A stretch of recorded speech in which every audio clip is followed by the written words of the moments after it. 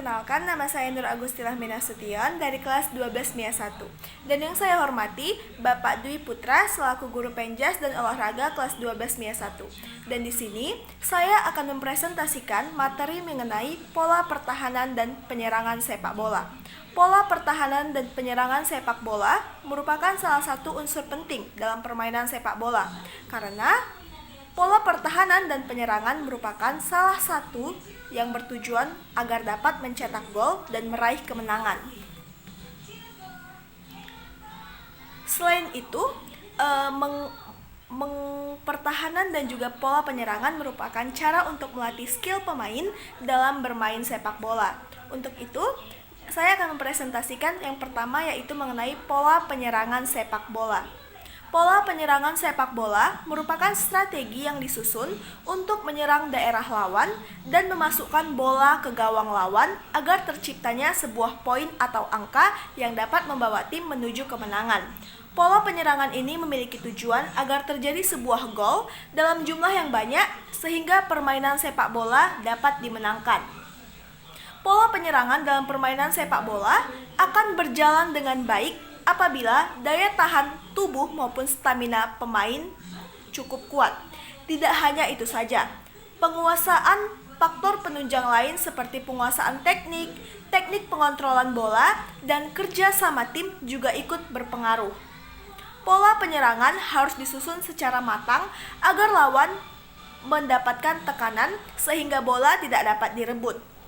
Pola penyerangan dalam permainan ini dibagi menjadi beberapa jenis. Yang pertama adalah pola gerakan tersusun. Pola gerakan tersusun merupakan jenis pola penyerangan sepak bola yang disusun menurut posisi pemainnya. Setiap pemain memiliki posisi masing-masing, sehingga strategi ini disebut dengan free role play. Contohnya, seorang pemain berada dalam posisi gelandang tengah, maka tugasnya berada di area tengah lapangan sehingga ia tidak boleh meninggalkan tempat tersebut. Dengan posisinya tersebut, ia tidak dapat mundur ke belakang ataupun maju ke depan dan meninggalkan posisinya. Sistem ini berlaku untuk posisi setiap pemain. Posisi tersebut misalnya sayap kanan, sayap kiri, back dan sebagainya. Pola ini harus mendapatkan pelatihan yang matang agar tim dapat melakukan pertahanan yang kuat dan dapat mencetak gol. Selanjutnya, pola untuk menghadapi pertahanan rapat. Dalam beberapa kasus, seringkali mendapatkan lawan yang cukup sengit. Contohnya, ketika mereka memasang pola pertahanan sepak bola dengan begitu rapatnya sehingga terkesan tidak ada celah untuk mencetak gol. Pemain penyerang pun harus memutar otak agar dapat mencetak gol lawan. Selanjutnya adalah pola mencari ruang kosong. Pola penyerangan sepak bola ini bertujuan untuk melakukan pola operan terobosan agar penyerangan dapat berjalan dengan baik. Dalam menyusun sebuah pola penyerangan dalam permainan sepak bola, ada beberapa hal-hal penting yang harus diperhatikan.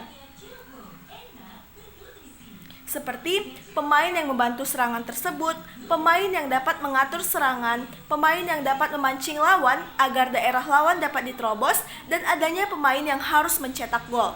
Hal-hal tersebut diperlukan agar penyerangan dapat dikombinasikan dengan baik. Selanjutnya adalah tipe formasi penyerangan 4-3-3. Formasi penyerang ini memiliki strategi yang fleksibel untuk berhadapan dengan musuh yang cukup spesifik. Formasi ini banyak dipakai oleh para klub sepak bola karena efisiensinya dalam bertahan maupun menyerang. Formasi pola penyerangan sepak bola ini terdiri dari 4 pemain back, 3 pemain gelandang, dan 3 pemain penyerang. Selanjutnya yaitu tipe formasi penyerangan 4-2-4. Formasi pola penyerangan sepak bola ini terdiri dari 4 pemain back, 2 pemain gelandang, dan 4 pemain penyerang. Selanjutnya, pola pertahanan dalam sepak bola. Yang itu setelah kita tadi membahas tentang pola penyerangan, maka kita akan ke materi kedua yaitu pola pertahanan dalam permainan sepak bola. Bertahan merupakan strategi terbaik ketika tim sepak bola sedang terpojok atau kesulitan menyerang.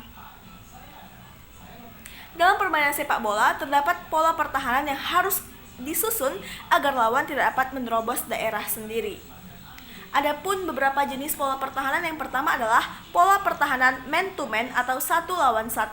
Man to man menandai lalu menghadapi lawan 1 lawan 1 merupakan pola pertahanan sepak bola yang cukup efektif. Pertahanan ini dapat dilancarkan dalam keadaan membawa bola ataupun tidak membawa bola. Pemain lawan yang berada di daerah pertahanan harus dijaga dengan ketat. Apabila pemain lawan tersebut berada di luar daerah pertahanan, maka pemain penjaga tidak bertugas mengenal lawan tersebut.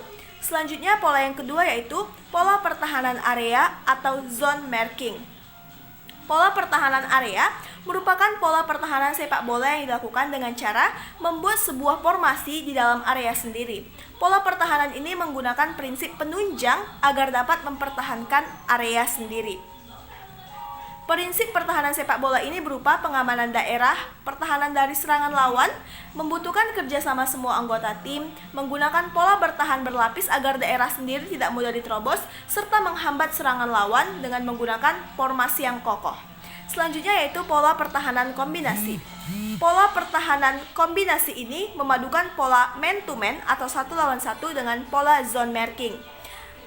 Pola pertahanan ini tergolong strategi yang cukup kompleks dan rumit. Strategi ini dilakukan dengan cara pemain menjaga lawan dan tiba-tiba melakukan gerakan berpindah tempat. Namun, tugas penjagaan tersebut diserahkan kepada pemain yang paling dekat dengannya. Pola pertahanan ini memerlukan koordinasi yang baik antara pemain yang satu dengan pemain yang lainnya. Selanjutnya yaitu formasi pertahanan 4-3-3. Pola pertahanan dalam formasi ini menggunakan 4 pemain back, 3 pemain gelandang, dan 3 pemain penyerang. Di bagian belakang formasi terdapat 1 pemain yang bertugas sebagai back kanan, 2 pemain yang bertugas sebagai poros halang, dan 1 pemain yang bertugas sebagai back kiri. Secara garis besar, pola pertahanan 4-3-3 ini bisa dibilang cukup efektif karena terdapat 4 pemain belakang yang bertugas untuk menjaga gawang. 3 pemain tengah pun turut serta menambah fleksibilitas ketika hendak melakukan serangan balasan. Selanjutnya, pola pertahanan 4-4-2. Formasi pola pertahanan ini menggunakan 4 pemain back, 4 pemain gelandang, dan 2 pemain penyerang. Di bagian belakang formasi, terdapat pemain yang bertugas sebagai back kanan, stopper, back kiri, dan libero. Formasi ini juga menempatkan gelandang bertahan, gelandang serang, sayap kanan dan sayap kiri di bagian tengah lapangan.